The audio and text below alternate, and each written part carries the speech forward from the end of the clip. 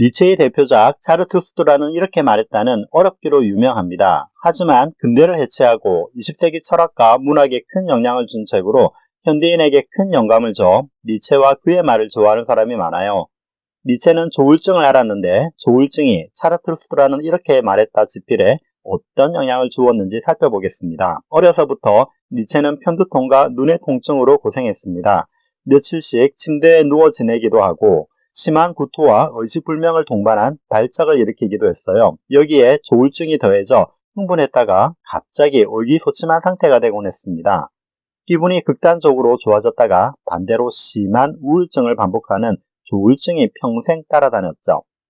초기에는 약한 조증이 뇌를 자극해 오히려 지적 흥분과 도취감을 불러 일으켜 상상력과 창의력을 발휘하게 했어요. 35살까지 우울증이 우세하다가 이후 정신이 과도하게 흥분하는 조증으로 전환되면서 창조성이 폭발했습니다. 산책하는 동안 두뇌 회전이 너무 빨라져 영감이 떠올라 그것을 받아 적기가 힘들 정도였어요. 총 4부로 구성된 자라투스트라는 이렇게 말했다.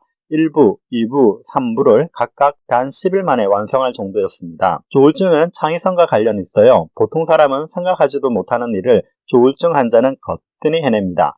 우울증에서 벗어나 조증으로 바뀌기 시작할 때 뇌의 전두엽 아랫부분 활동이 저하되면서 윗부분이 강하게 활성화되어 이때 번뜩이는 자극이 일어납니다. 45살이 되자 니체는 조증이 매우 강해져 정신착란을 일으키는 상태까지 이르렀어요. 이탈리아 북부 토리노 길거리에서 마부에게 매맞는 말을 구하려다 쓰러진 뒤 죽을 때까지 무려 11년 동안 니체는 신체 기능을 상실하고 침대에서 일어나지 못했습니다. 예전에는 매독이 퍼져 일어난 병으로 알려져 왔지만 현재는 많은 사람이 니체의 병을 조울증으로 진단하고 있습니다. 한때 니체는 루 살로메라는 러시아 출신 여류 작가를 사랑했어요. 저명한 정신분석학자 지그문트 프로이트가 두려움을 느낄 만큼 지성을 갖춘 여자라고 칭송한 살로메는 지적인 매력과 섬뜩한 기지로 니체의 마음을 흔들어 놓았습니다. 살로메를 처음 본 순간 니체는 우리가 어느 별에서 내려와 이렇게 만나게 된 것은 운명입니다 라고 말하며 첫눈에 반해버렸죠. 사랑의 감정이 격렬히 불타오른 니체는 16살이나 어린 21살 살로메에게 2번이나 청혼했어요. 하지만 성급한 사랑의 갈구는 자유분방한 삶을 바라는